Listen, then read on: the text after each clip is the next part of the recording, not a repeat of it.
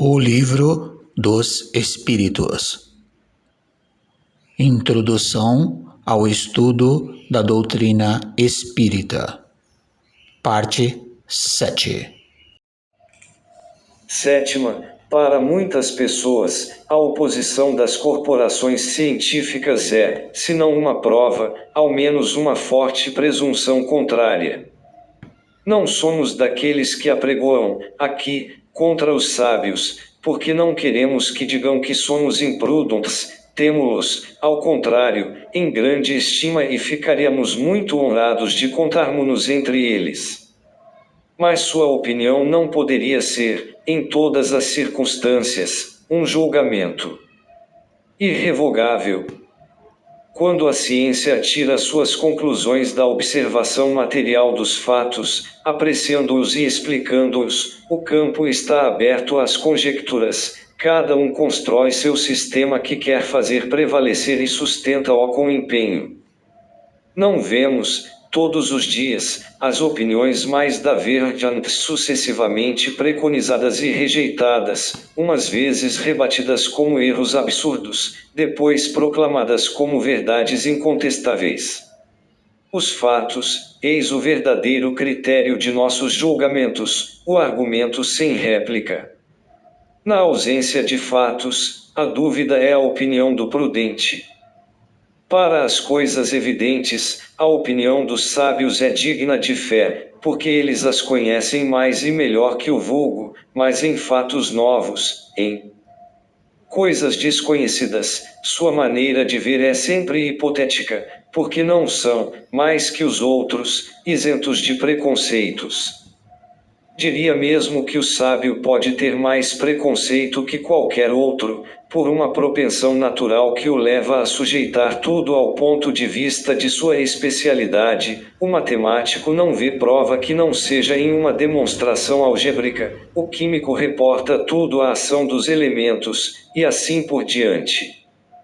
Todo homem que tem uma especialidade concentra nela todas as suas ideias. Afastado do assunto, ele quase sempre se confundirá. É uma consequência da fragilidade humana.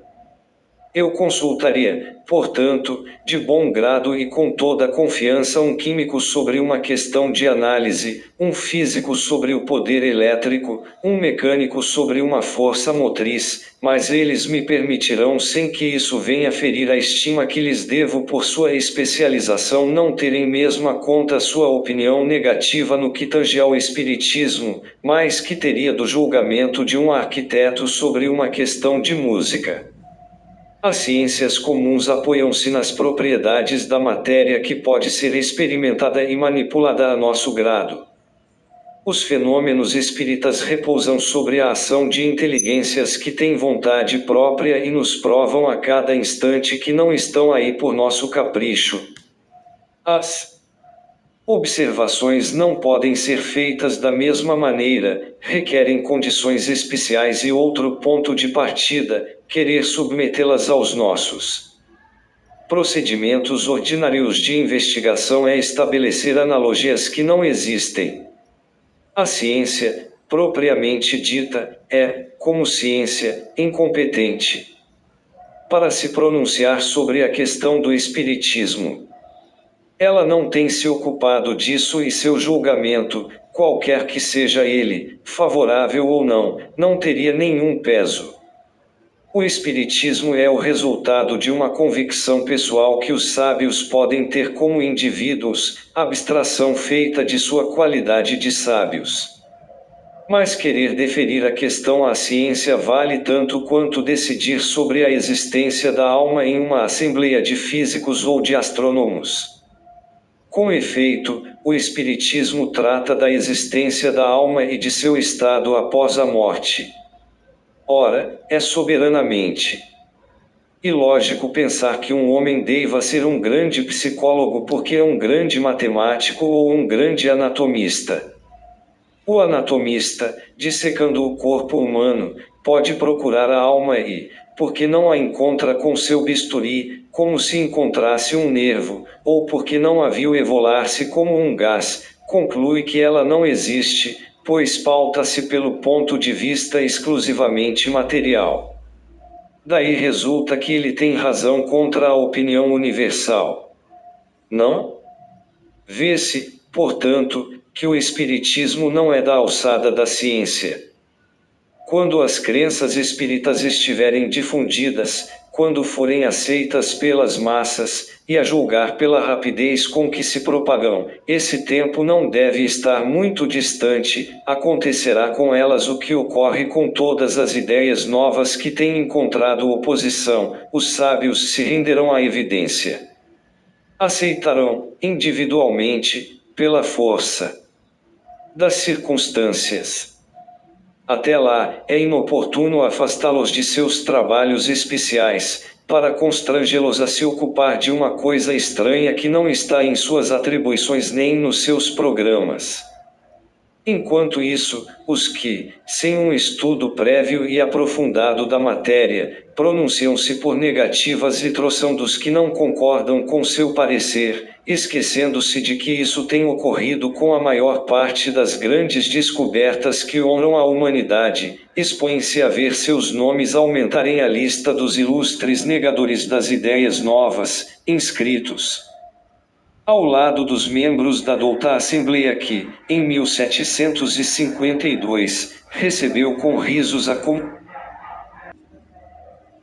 Ao lado dos membros da douta Assembleia que, em 1752, recebeu com risos a comunicação de Franklin XII sobre os para-raios, julgando-o indigno de figurar entre o número de comunicações da pauta, e dessa outra que fez a França perder o benefício da iniciativa do navio a vapor, declarando o sistema de Fulton 13 um sonho irrealizável.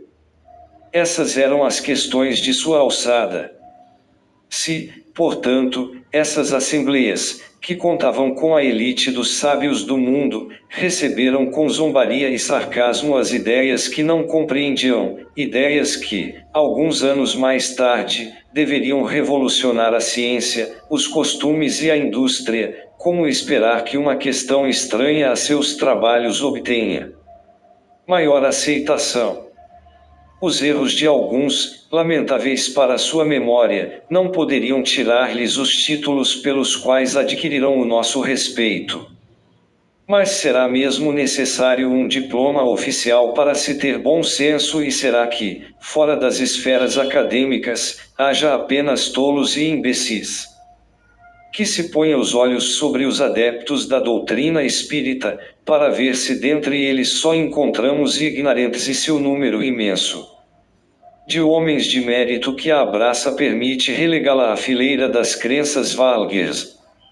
O caráter e o saber desses homens valem bem o que se diz, porque se eles afirmam, é preciso, ao menos, que exista alguma coisa.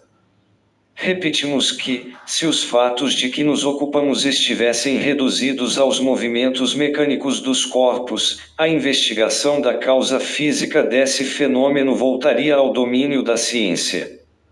Mas, desde que se trata de uma manifestação fora das leis humanas, ela foge da competência da ciência material, porque não pode se exprimir nem pelos números, nem pelo poder mecânico.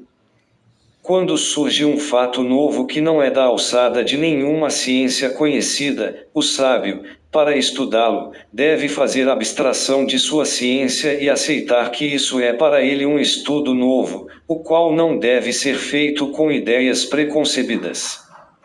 O homem que acredita ser sua razão infalível está bem próximo do erro. Mesmo os que têm as ideias mais falsas apoiam-se sobre sua própria razão e por isso rejeitam tudo que lhes parece impossível. Os que outrora repeliram as admiráveis descobertas de que a humanidade hoje se honra apelarão a esse juiz para as rejeitar. Isso que chamamos de razão não é, muitas vezes, mais que o orgulho disfarçado, e quem quer que se acredite infalível colocar-se como igual a Deus. Nós nos dirigimos, Portanto, aos que são muito prudentes para duvidar daquilo que não viram e que julgam o futuro pelo passado, não acreditam que o homem esteja chegando a seu apogeu, nem que a natureza tenha virado a última página de seu livro. Por favor, ajude o canal a crescer, curtindo, comentando e compartilhando este conteúdo. Muito obrigado.